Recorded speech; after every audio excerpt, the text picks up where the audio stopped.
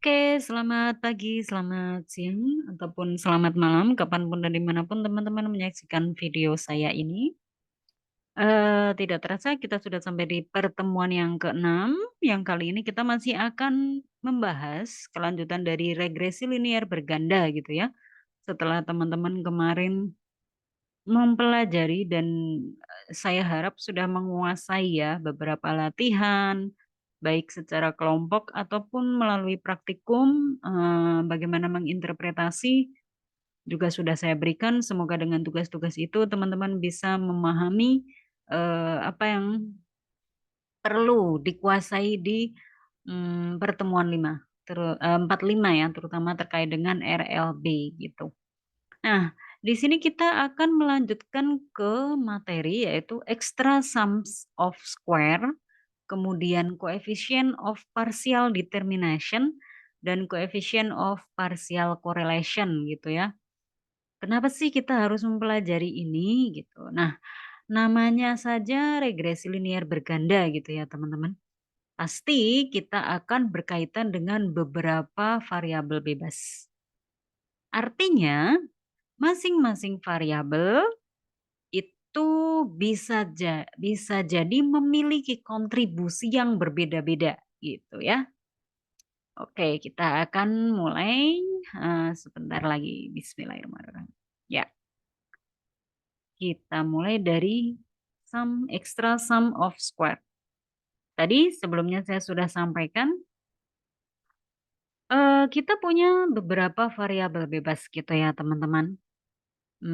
Contohnya di sini saya ngambil dari buku Kuttner, jadi kalian sebenarnya juga bisa baca di sana. Kita punya penelitian tentang body fat gitu ya, tentang, massa lemak tubuh gitu. Yang mana, eee, sebanyak 20 amatan itu diteliti, kemudian 3 variabel bebas yang dianalisis yaitu triceps skin fold thickness, jadi ketebalan dari lipatan gitu ya, lipatan kulit yang ada di, tricep. Tricep itu kan lengan atas ini ya, tuh. Kemudian thigh circumference, jadi lingkar pahanya gitu ya, karena biasanya lemak-lemak itu berkumpul pada perut, kemudian paha dan juga, lengan atas gitu. Dan mid-arm circumference. Nah, kalau yang mid-arm ini saya belum mencari posisinya yang sebelah mana gitu ya, tapi pada intinya yang mau dilihat itu adalah bagaimana pengaruh triceps skin fold thickness yang mana di sini diidentifikasi sebagai X1, kemudian lingkar paha itu sebagai X2, dan lingkar, pertengahan lengan gitu ya, itu sebagai X3. Di regresi linear berganda, kita bisa melihat kontribusi dari setiap variabel bebasnya terhadap, apa namanya, variabel tidak bebasnya ini, gitu. Misalkan saya masukkan dulu yang ini, kira-kira efek terhadap regresinya seperti apa? Sum square regresinya bagaimana, gitu. Kemudian dilanjutkan dengan, oh saya tambahkan X2. Tambahkan X3, nanti kira-kira regresinya seperti apa ya, gitu. Atau kita juga bisa melihat dari masing-masing ini gitu ya, diregresiin satu-satu, tapi kan itu nggak efektif ya teman-teman. Artinya kalau misalkan kalian regresikan satu-satu, kalau variabelnya ada 10 ya berarti kalian bikin model 10 gitu ya, cukup merepotkan gitu. Nah, jadi ya memang itu penting untuk dilakukan ya, bisa jadi kita lakukan itu gitu. Untuk tahu efeknya gitu. Tapi nanti dengan menggunakan yang namanya partial, determination, yaitu kalau kemarin kita tahu kalau misalkan semuanya ini digunakan gitu ya, bareng-bareng di dalam model seperti kemarin, ini kita akan punya yang namanya sum square regression gitu. Dengan derajat bebas sebanyak, nah coba tebak apa sum square regression, derajat bebasnya? Ya silakan ditebak. Saya tidak akan menjawabnya di sini supaya teman-teman bisa sambil mengingat gitu ya. Sum square regression gitu ya. Kemudian apa namanya, nanti kita akan punya dari sini kita juga punya R square gitu ya. Yang mana R square itu 1 min SSE kalau pakai adjusted dikalikan N-1 per SST dikalikan N-K-1 atau N-P kayak gitu. Ya, ini adalah R square kalau melibatkan seluruhnya. Jadi tiga-tiganya masuk gitu ya. Tiga-tiganya diikutkan. Tapi kita juga bisa loh dapetin partial determination gitu ya. Jadi pada kondisi eh, misalkan berapa sih kontribusi dari variabel ketiga untuk menjelaskan variabel body fat ketika apa namanya X1 dan X2 sudah ada di dalam model nih gitu. Sementara X3-nya terakhir-terakhiran kita masukkan gitu. Nah, nanti kita akan belajar yang seperti ini. Ini maknanya adalah keragaman dari variabel respon, dalam hal ini adalah body fat, yang dapat dijelaskan oleh mid-arm circumference pada kondisi triceps skin fold thickness dan thigh circumference-nya sudah masuk terlebih dahulu di dalam model. Kalian tahu StatMat kan? Ini kan ada given gitu ya. Given itu peluang bersyarat ya, given pada kondisi gitu. Ini yang namanya partial determination. Nah, kemarin sama KRD waktu di apa namanya praktikum juga sudah dimention ya bahwa akar dari koefisien determinasi itu akan menghasilkan suatu ukuran lagi. Nah, coba tebak apa? Sebelum kita sampai di slide berikutnya, kira-kira kalau R square itu diakarkan akan diperoleh apa? Ya, silahkan ditebak. Maaf, jadi lebar.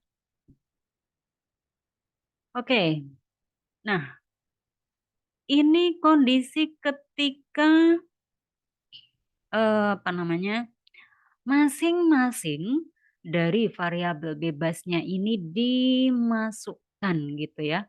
Yang pertama Y on X1 ya berarti kita hanya melibatkan apa tadi variabelnya skin fold gitu ya. Hanya melibatkan X1 di dalam model gini nih. Modelnya hanya atau di persamaan yang sudah terbentuk isinya hanya X1. Kemudian yang ini isinya hanya X2. Yang ini isinya X1 dan X2. Ya, X1 dan X2 ini masuk bareng-bareng dalam model. Terus ada juga X3. Ya, dalam arti X1, X2, dan X3. Nah, coba teman-teman perhatikan pada bagian yang saya beri tanda atau saya berikan kotak merah gitu ya. Kira-kira ada perbedaan apa ya di sini gitu. Apa namanya? Ketika X1 saja bagaimanakah SSR-nya? Kemudian ketika hanya memasukkan X2 tanpa ada X1, bagaimanakah SSR-nya? Artinya antara X1 dan X2 ada perbedaan apa ya? Nah, coba disimpulkan ya. Boleh di-pause dulu videonya kalau ingin mencoba menebak dulu gitu. Next, ketika kita regresikan X1 dan X2 secara bersama-sama masuk ke model, ternyata SSR-nya menjadi seperti ini gitu ya. Nah, kira-kira nih, apalagi perbedaan dengan dua model yang sebelumnya? Bahkan ketika X1, X2, X3 bersama-sama masuk di dalam model, R square, SSR-nya menjadi seperti ini gitu. Nah, jadi coba deh teman-teman tebak aja secara sederhana. Kira-kira dari output-output ini apa sih yang bisa teman-teman simpulkan gitu ya. Kalau ini hanya X1, ini hanya X2. Begitu juga di sini ketika X1 dan X2 masuk bersama-sama, bahkan yang terakhir X3-nya ikut masuk ke dalam model. Apa yang bisa teman-teman simpulkan dari SSR-nya gitu? Oh ya, satu lagi. Perhatikan penulisannya. Ketika kita hanya melibatkan X1 di dalam model, maka di sini hanya tertulis SSR miliknya X1. Karena hanya ada satu variabel bebas yang masuk di dalam model, yaitu X1. Ketika kita running model yang kedua, di sini hanya ada X2. Maka SSR-nya bukan lagi milik X1, tapi miliknya X2. Gitu. Nah, gimana kalau X1 dan X2 masuk bersama-sama dalam model? Ternyata SSR-nya tidak bisa kita tulis X1 saja atau X2 saja. Karena ini merupakan gabungan atau sudah mencakup sum square regression gitu ya, di mana model regresinya sudah mencakup X1 dan X2, maka otomatis sum square regressionnya ini adalah gabungan dari X1 dan X2 gitu ya. Mempertimbangkan gitu ya, kalau nanti gabungan dikiranya nanti kalian tambah, emang iya ya 352 tambah 381 hasilnya segini? Enggak kan? Jadi itu adalah mengukur gitu ya, apa namanya, jumlah kuadrat regresi ketika dua variabel bebas masuk ke dalam model. Begitu juga ketika tiga variabel bebasnya itu masuk ke dalam model, kita nggak bisa nulisin X1 saja, X2 saja, tapi harus nulisin seperti ini. X1, X2, X3. Oh, ini harusnya ada komanya. Gitu ya, teman-teman. Nah, silahkan direnungkan lagi. Boleh di-pause dulu sebelum masuk ke slide berikutnya. Oke, kita lanjutkan. Nah, di sini judulnya masih disuruh untuk mengamati ya, teman-teman. Kalau tadi ngamatin dari sisi sum square regression. Nah, sekarang dari sisi sum square error.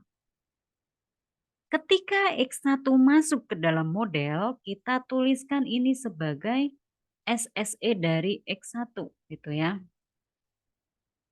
SSE dari X1, bukan lagi jadi SSR. Kalau SSR yang ini tadi gitu ya. Ini adalah SSE X1 karena hanya X1 yang ada dalam model. Sedangkan yang ini karena hanya ada X2 maka kita identifikasi sebagai SSE X2 gitu. Sedangkan yang ini karena bersama-sama X1 dan X2 ini masuk ke dalam model, maka kita identifikasi ini sebagai SSE X1, X2 gitu ya. Jadi sum square errornya itu ya karena ada dua variabel bebas ini secara bersama-sama di dalam model gitu ya. Nah, sedangkan yang terakhir ini ada X1, X2, X3, otomatis di sini juga SSE X1, X2, X3 gitu ya. Saya kira kalian bisa memahami gitu ya bagaimana cara menuliskannya.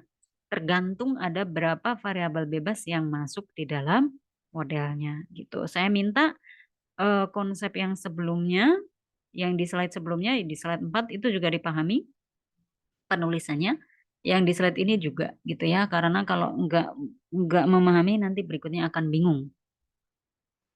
Oke? Ya. Saya terlewat sedikit di slide sebelumnya, tapi di sini masih bisa saya remind.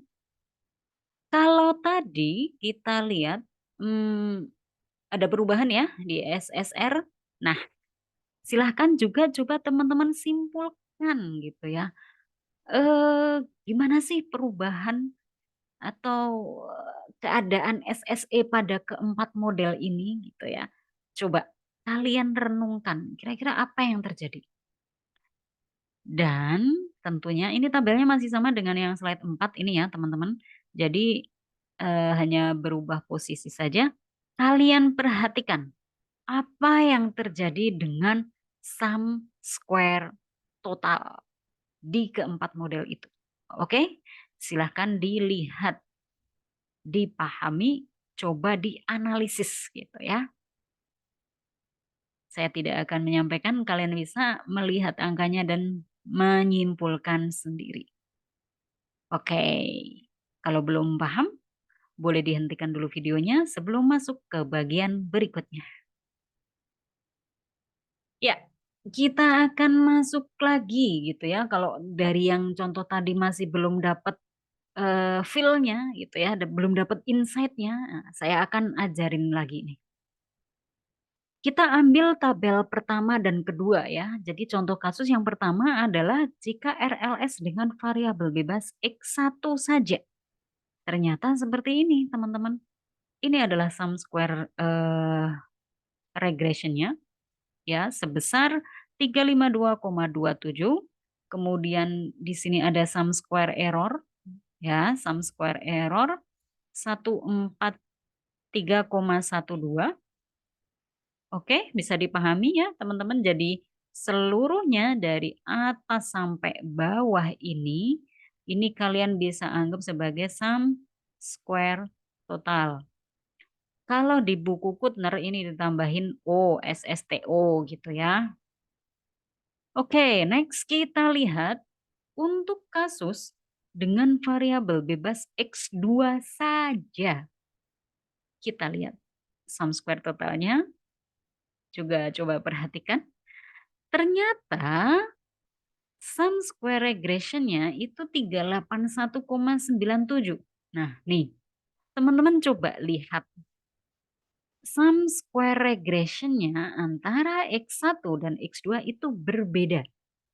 Artinya di sini sebenarnya ya pengaruh dari X2 itu bisa dikatakan atau setidaknya di sini ada insight gitu ya bahwa eh, menambahkan variabel X2 ke dalam model itu akan lebih banyak menjelaskan keragaman dari variabel bebasnya gitu. Tidak bebasnya gitu dibandingkan dengan X1 saja. Tahu dari mana, Bu? Ya, ini bisa kita lihat ya, teman-teman. Ini kan sum square regression nih sampai batas yang biru ini.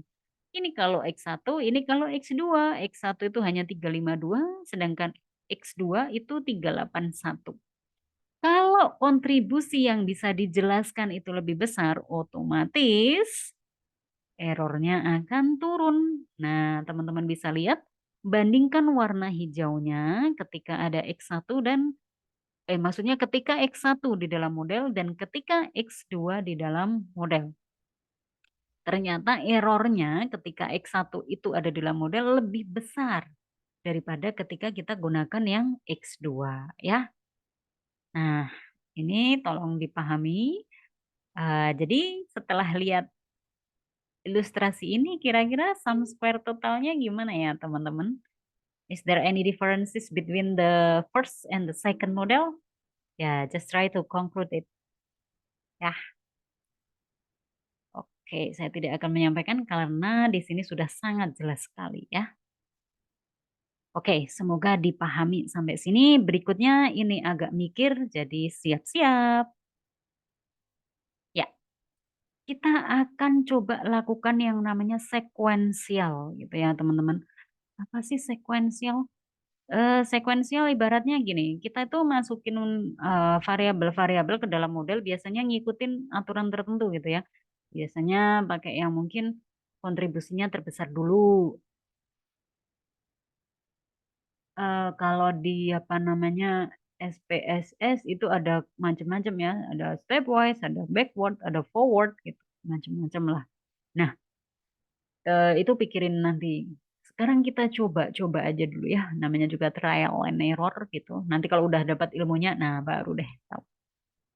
Oke, perhatikan kondisinya. Kondisi satu, jika variabel X1 masuk ke dalam modal terlebih dahulu ya. Perhatikan kata-katanya terlebih dahulu. Artinya kemungkinan akan ada variabel tambahan gitu ya. Kita fokus dulu ke kondisi satu. Ini tadi sudah saya gambarkan sebelumnya dengan kondisi SSR dan SSE. Saya ilustrasikan seperti ini. Semoga bisa dipahami. Angkanya tidak saya cantumkan ya, sengaja. Next. Pada kondisi 2, jika X2 masuk ke dalam model, di mana sudah ada X1 lebih dulu gitu ya.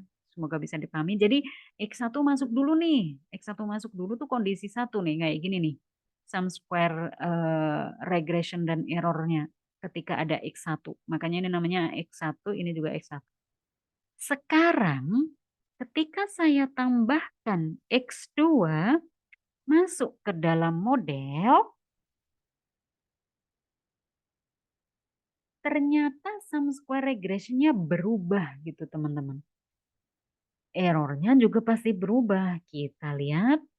Nah, seperti ini kondisinya.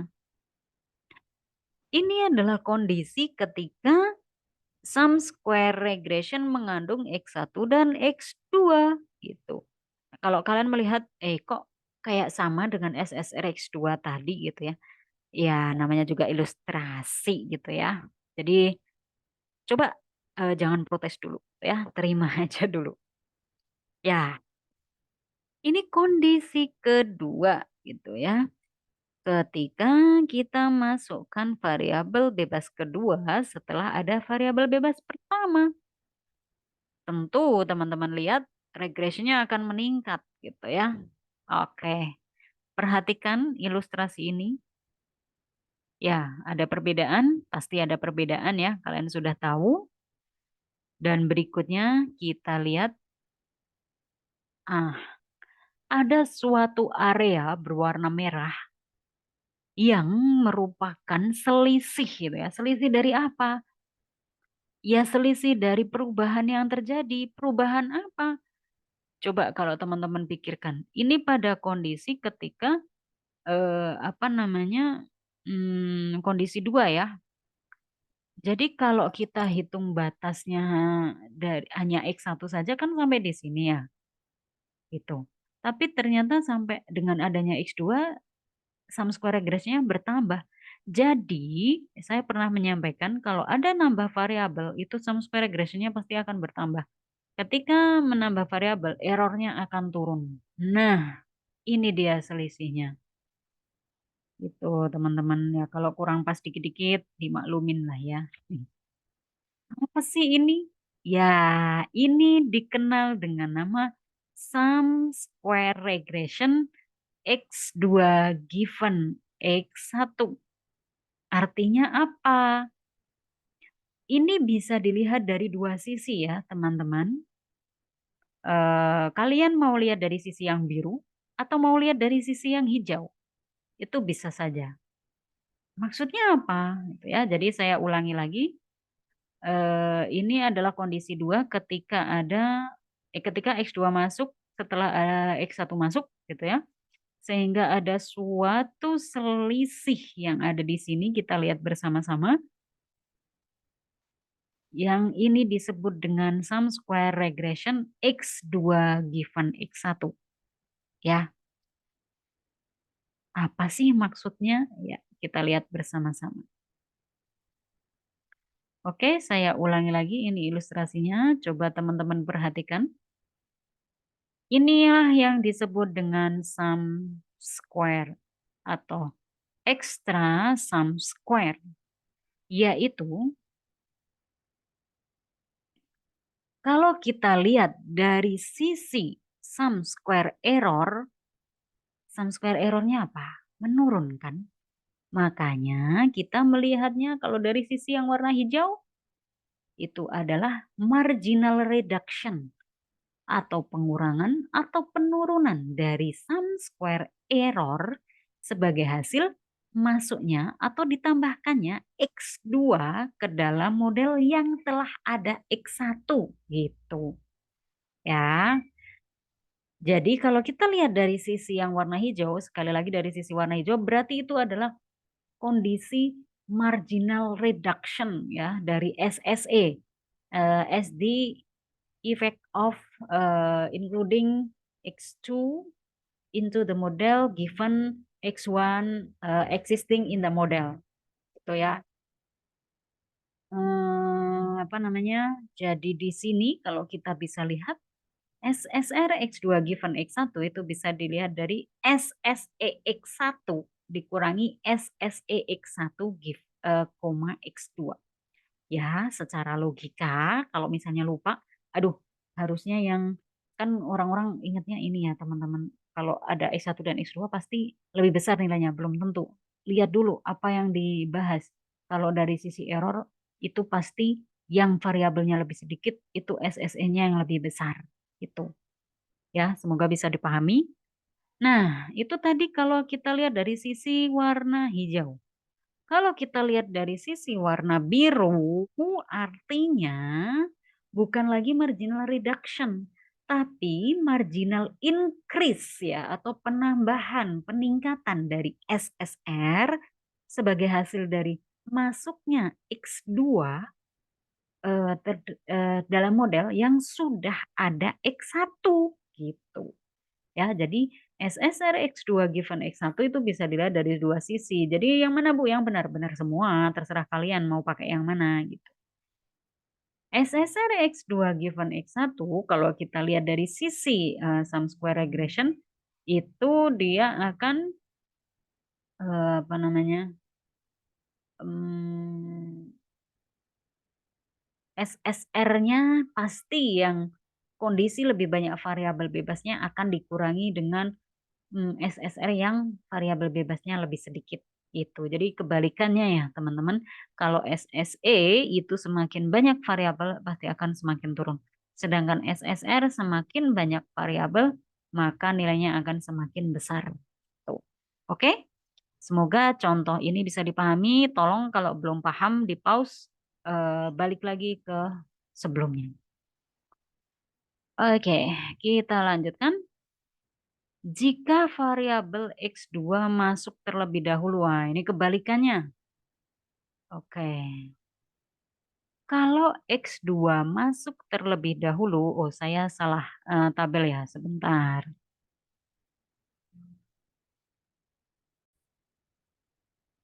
Oke, kita lanjutkan. Tadi mohon maaf salah tabel. Kita lihat lagi ya satu contoh ketika X2 yang masuk terlebih dahulu di dalam model. Oke, mana? Nah, ketika X2 masuk terlebih dahulu di dalam model, ini sebenarnya saya ambil dari gambar yang kedua, yang tadi sudah saya bahas juga. Kondisinya seperti ini ya teman-teman. Jadi X2, SSR X2 dan SSE X2 yang ada. Nah, selanjutnya X1 kita masukkan ke dalam model, di mana sebelumnya sudah ada X2-nya. Kalau ada yang bertanya, emang boleh ya ngacak kayak gitu ya? Sebenarnya nggak ngacak-ngacak juga gitu ya. Ini kan cara menjelaskan saya gitu. Karena pada dasarnya ketika memasukkan ke dalam model itu ada kriteria tertentu. Siapa dulu yang mau masuk gitu ya. Itu ada dulu, ada kriterianya, apa namanya, salah satunya dengan sum square ini. Jadi yang kontribusinya terbesar itu biasanya masuk duluan gitu. Nah ini kan kita belum tahu gitu ya. Ini adalah cara kerja secara manualnya kayak gini gitu ya. Kalaupun pakai software itu sudah otomatis gitu teman-teman. Nanti di pertemuan-pertemuan berikutnya kita akan belajar apa namanya sekuensial gitu ya. Gimana sih cara masuknya gitu. Tapi saya belum baca RPS. Kalau misalnya ada, ya kita akan pelajari apa itu stepwise, forward, backward, dan lain sebagainya. Nah, kita lanjutkan. Ketika X1 masuk ke dalam model yang sebelumnya sudah ada X2, kondisinya jadi seperti ini, teman-teman. Mungkin kalau kalian lihat eh apa namanya beda dari yang sebelumnya gitu ya. Perubahan dari apa namanya perubahan dari sum square regressionnya tidak sesignifikan yang sebelumnya gitu ya. Kenapa bisa seperti ini? Ya, coba kalian lihat di gambar A dan B yang tadi. Itu sum square regression dari X1 pasti lebih kecil daripada X2. Oleh karena itu ketika X1 masuk ke dalam model, dia tidak akan memberikan perubahan yang lebih banyak atau apa namanya, ya dia akan berkontribusi lebih sedikit daripada yang X2 gitu ceritanya.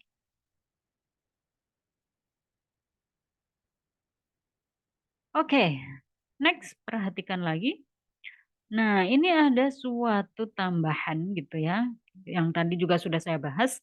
Kalau yang tadi itu SSR X2 given X1, kalau yang sekarang tulisannya jadi X1 given X2. Jadi givennya itu berisi variabel-variabel yang udah masuk terlebih dahulu gitu. Ya, Nah, apa itu SSR X1 dan X2? Kalau kalau kalian pengen menebak dulu, silahkan di pause videonya, kemudian kalian coba tebak apa definisi dari SSR X1 given X2. Ya, oke, sudah mencoba menebak? Ya, bagi yang sudah menebak, good job ya. Kalian at least sudah berusaha untuk mencoba, men-challenge diri sendiri untuk melihat atau bisa memahami apa yang saya bahas. Ya, kalau dilihat dari sisi, sekali lagi atau kita lihat dari sisi sum square error, artinya SSR X1 given X2 ini adalah marginal reduction atau pengurangan ataupun penurunan dari SSE sebagai hasil dari masuknya X1 pada model yang telah mengandung atau yang telah ada X2. Sehingga SSR X1 given X2 itu sama dengan SSE X2 dikurangi SSE X1 X2 gitu ya. Kalau kita bandingkan dengan yang sebelumnya, kok hilang? Ya, kalau ini SSR X2 given X1 itu sama dengan SSE X1 dikurangi SSE X1 X2. Gitu ya. Jadi siapa yang sudah ada dulu di dalam model gitu.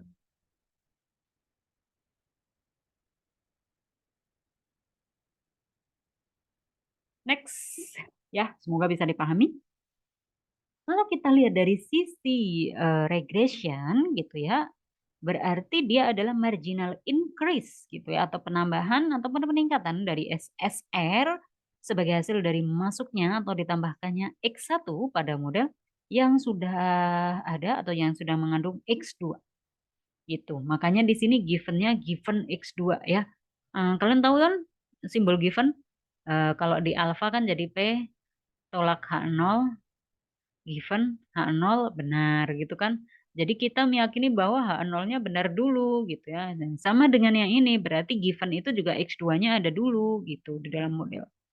Sekali lagi kalau ngelihat dari sisi SSE itu pasti yang lebih sedikit variabelnya itu SSE-nya lebih besar.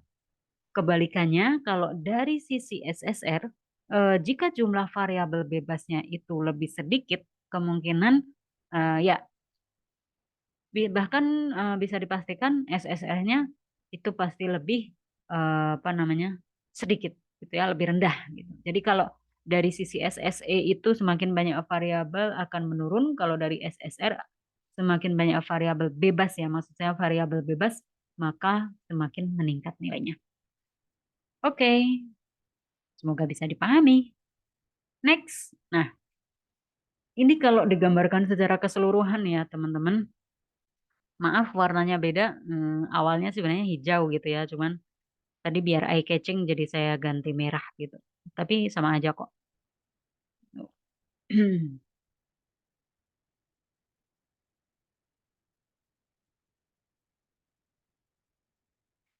Ya, ini kalau kasus tadi yang saya jelaskan itu kasus dengan dua variabel bebas ya. Definisi SSR dan SSR X2 given X1 di sini ya, yang hanya dicontohkan. Ini ada di buku Kuntner juga. Nah, kalau kalian punya tiga variabel bebas, otomatis kalian akan punya yang seperti ini ya. Ada SSR X1, SSR X2 given X1. Ini artinya apa? Jadi apa sih bedanya model 1, 2, 3 kira-kira teman-teman? Coba teman-teman apa namanya? Bedah satu-satu ya.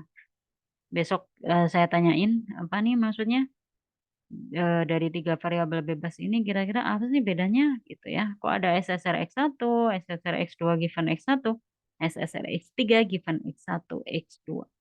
Maksudnya apa gitu ya. Nah, silahkan coba dianalisis apalagi yang ketiga. Yang ketiga itu juga SSR X1, X2, X3 kok sama dengannya SSR X1 ditambah SSR X2, X3 given X1. Maksudnya apa? Jadi bedanya ketiga-tiganya ini apa gitu ya. Silahkan coba dicari tahu. Nah, ANOVA lagi, ANOVA lagi. Ya, Ini juga mirip dengan yang kita sudah pelajari di metode statistika 2. Mungkin kalau masih ingat ya teman-teman ketika belajar ANOVA 2 arah, di sini kan ada sum square regression, ini ibaratnya adalah perlakuan gitu ya. Sum square dari si perlakuan. Perlakuannya apa saja? Dari faktor 1, dari faktor 2, ataupun dari interaksi faktor 1, 2 gitu. Ya, kalau kemarin di Medstat 2 kan seperti ini membaginya. Nah, kalau di regresi itu dibaginya sesuai dengan kontribusi-kontribusi yang tadi atau sesuai dengan urutan masuknya tadi. Yang ini yang disebut dengan extra sum square. Jadi, sum square regression, ingat ya, sum square regression itu pasti hasilnya adalah penjumlahan dari ini, dan ini. Itu ya. Ingat ya, jadi maksudnya kenapa sih Bu kok ini digeser-geser ke kanan? Yaitu maksudnya bahwa ketika teman-teman menjumlahkan ketiga komponen ini, pasti hasilnya akan sama dengan yang ini. Itu, sama dengan yang di Medstat dulu. JKF1 ditambah JKF2 ditambah JKF 1, 2 itu pasti akan sama dengan JKP atau jumlah kuadrat perlakuan, kayak gitu. Ya. Jadi nanti kalau ujian salah satunya dikosongi, kalian harus bisa mencarinya. Gimana cara yang lengkapinnya gitu ya. Kemudian kalau SSE, nah ini kita eh, sama ya seperti SSE kemarin kalau amatannya sama ada pure error dan lack of it gitu ya. Nah, cuman di sini tidak dicampur adukan ya, nanti kalian bingung. Udah ada extra sum square ditambahin lack of it nanti bingung. Ya, seperti itu. Coba teman-teman perhatikan derajat bebasnya. Untuk sum square regression X1, X2, X3 karena dia mengandung 3 variabel dan memang mengukur sum square regression secara umum, dia akan memiliki degree of freedom sebanyak K ya atau P-1 yang artinya sebanyak variabel bebasnya. Nah, yang SSR X1 itu juga hanya mengandung satu variabel bebas ya, pasti kalian nyambung nih. Oh iya, satu variabel bebas, gampang gitu mengingatnya. Kalau SSR X2 given X1 kenapa tetap satu gitu ya?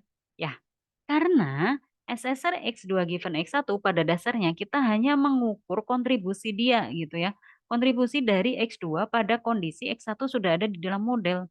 Kita tidak memperhitungkan X1-nya dalam arti ya kita hanya tetap fokus pada X2-nya. Makanya di situ degree of freedom-nya tetap satu. Begitu juga yang SSR X3 given X1, X2 itu juga satu karena fokus kita ada pada bagian depan ini gitu. Jadi kalau kalian punya 4 variabel bebas tiba-tiba seperti ini X2, X3 given X1 dan X4 masuk duluan. Kira-kira DF-nya berapa ya? Silahkan coba ditebak dulu. Saya yakin kalian bisa menebaknya. Nah, saya akan keep dulu. Oke, degree of freedom dari SSE di sini dicontohkan N-4. Kenapa? Karena pada dasarnya ini termasuk beta 0 ya. Jadi 3 ditambah 1 jadi 4. SST selalu, ini adalah kuncinya ya teman-teman. Kuncinya ini nggak pernah akan berubah. Dia selalu N-1 gitu. Seharusnya yang ini juga kalian ingat ya, SSI itu tinggal N-P kalau mau pakai P atau N-K-1. Terserah kalian mau pakai yang mana. Mean square saya nggak usah jelaskan lagi, kalian sudah paham konsepnya. Ya. Nah, dari sini tugas yang pertama adalah teman-teman silahkan dengan memanfaatkan tabel A, B, C, dan D ini, buatlah tabel ANOVA, dekomposisi SSR untuk 3 variabel bebasnya. Coba dibuat ya. Jadi dari informasi A, B, C, D silahkan untuk dibuat ANOVA-nya. Dekomposisi R square-nya juga ya. Tabel ANOVA dengan dekomposisi R square. SSR. Oke, ini adalah bagian pertama dari pertemuan 6. Sengaja saya potong-potong supaya teman-teman tidak bosan ya. Sekian dulu, berikutnya akan saya sambung lagi. Terima kasih.